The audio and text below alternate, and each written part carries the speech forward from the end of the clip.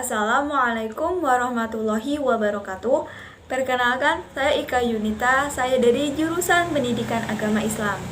Kali ini saya akan mempresentasikan materi tentang pengertian fikih ibadah serta macam-macam ibadah. Yang pertama, pengertian tentang fikih ibadah. Fikih secara istilah adalah ilmu yang menerangkan tentang hukum-hukum syar'i yang berkaitan dengan perbuatan-perbuatan para mukallaf dari dalil-dalilnya yang terperinci. Munculnya ilmu fikih sendiri disebabkan oleh beberapa hal. Di antaranya adalah hasil pemahaman para ulama terkait ayat-ayat Al-Quran yang masih perlu ditafsirkan serta dijelaskan, merujuk pada hadis Nabi Shallallahu Alaihi Wasallam. Adapun dalil-dalil ibadah, yang pertama adalah niat lillahi ta'ala. Terdapat pada surah Al-Fatihah ayat 1-5. Yang kedua, ikhlas. Diterangkan dalam surah Al-Bayyinah ayat 5. Yang ketiga, tidak menggunakan perantara atau wasilah. Diterangkan dalam surah Al-Baqarah ayat 186. Yang keempat, dilakukan sesuai dengan tuntunan Al-Quran dan Sunnah. Yang kelima, seimbang antara dunia dan akhirat. Terdapat pada surah Al-Qasas ayat 77. Yang selanjutnya, tidak berlebih-lebihan. Terdapat pada surah Al-A'raf ayat 31. Yang terakhir yaitu mudah bukan berarti meremehkan, dan meringankan bukan berarti mempersulit.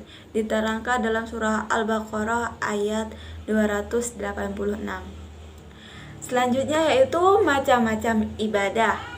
Macam-macam ibadah dan keleluasaannya mencangkup semua macam ketaatan yang nampak pada lisan, anggota badan, dan yang lahir dari hati seperti zikir, tasbih, tahlil, membaca Al-Quran, sholat, zakat, puasa, haji, jihad, amar ma'ruf nahi mungkar, dan yang lain. Jadi ibadah itu mencangkup seluruh tingkah laku seorang mukmin jika diniatkan untuk mendekatkan diri kepadanya.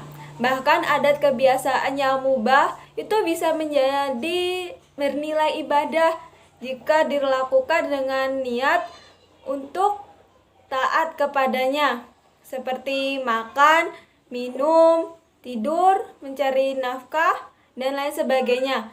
Berbagai kegiatan tersebut jika disertai niat yang baik, maka menjadi bernilai ibadah dan berhak mendapatkan pahala.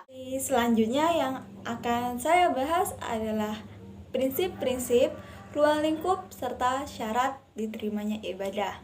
Kata ibadah berasal dari bahasa Arab. Di dalam bahasa Arab, istilah ibadah diartikan sebagai berbakti, berhikmat, tunduk patuh, serta merendahkan diri. Menurut ulama tauhid mengatakan bahwa ibadah adalah mengesahkan Allah. Sedangkan ulama fikih berpendapat bahwa ibadah adalah sebuah bentuk pekerjaan yang bertujuan memperoleh keridhaan Allah Subhanahu wa Ta'ala. Jadi dapat kita simpulkan bahwa ibadah adalah mengagungkan Allah serta menjalankan semua perintahnya dan menjauhi semua larangannya. Selanjutnya yaitu syarat diterimanya ibadah. Diterima tidaknya ibadah seseorang hamba adalah terkait dua faktor. Yang penting yaitu yang pertama, ibadah dilakukan atas dasar ikhlas. Yang kedua, ibadah dilakukan secara syah, yaitu sesuai dengan petunjuk syar'a. Diterima atau tidaknya suatu amal kebaikan seseorang itu tergantung kepada manusia itu sendiri. Kalau mengikuti petunjuk Allah dan Rasulnya, maka insya Allah akan diridhoi olehnya. Selanjutnya yang akan dibahas adalah hikmah ibadah. Pada dasarnya setiap ibadah yang kita lakukan itu terdapat hikmah. Tergantung dari diri kita sendiri yang merasakan hikmah tersebut. Yang selanjutnya macam-macam ibadah. Ibadah terbagi menjadi beberapa macam. Yang pertama ibadah yang bersifat ma'rifat. Yang kedua yang berupa ucapan-ucapan tertentu untuk Allah. Yang ketiga berupa perbuatan-perbuatan tertentu untuk Allah. Yang keempat ibadah-ibadah yang lebih mengutamakan Allah seperti sholat fardu. Dan yang terakhir adalah ibadah yang mencangkup kedua hak tersebut tetapi hak hambanya lebih berat seperti zakat dan lain-lainnya. Jenis ibadah dan pengertiannya. Yang pertama ibadah mahdoh atau ibadah murni adalah penghambaan yang murni, hanya seorang hamba dengan Allah secara langsung. Yang kedua yaitu ibadah khairul mahdoh atau ibadah tidak murni, adalah ibadah yang di samping hubungan seorang Allah juga merupakan hubungan antara hamba dengan makhluk lainnya. Tujuan ibadah antara lain yaitu yang pertama untuk mencapai kesenangan dunia dan yang kedua untuk mencapai kesenangan akhirat. Materi selanjutnya adalah tentang dasar hukum pelaksanaan ibadah. Agar ibadah diterima di sisi Allah haruslah terpenuhi dua syarat, yaitu yang pertama ikhlas karena Allah dan yang kedua mengikuti tuntunan Nabi Shallallahu Alaihi Wasallam. Al-Quran merupakan dasar hukum utama bagi umat Islam. Dalil Al-Quran tentang dua syarat diterimanya ibadah tadi adalah dalam firman Allah surah Al-Kahfi ayat 110 yang artinya barang siapa mengharap penjumpaan dengan Tuhannya maka hendaklah ia mengerjakan amal soleh dan janganlah ia mempersekutukan seorang pun di dalam beribadah kepada Allah. Materi terakhir yang akan saya bahas adalah tentang toharoh.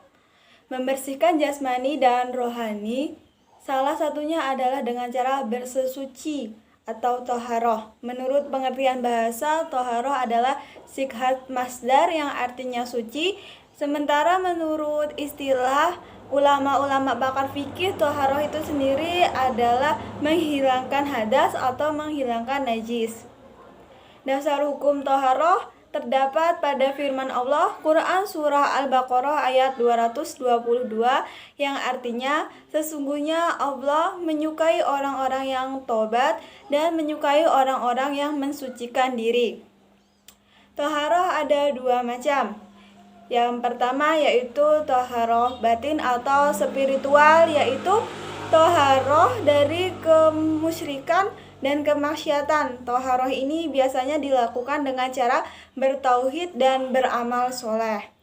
Yang kedua yaitu toharoh fisik. Toharoh fisik adalah bersuci dari berbagai hadas dan najis. Toharoh ini dilakukan dengan cara yang telah disyariatkan oleh Allah, yaitu berupa berwudu, mandi, serta tayamum. Toharoh sendiri dilakukan dengan dua cara. Cara yang pertama yaitu toharoh dengan menggunakan air. Contohnya adalah seperti berwudu.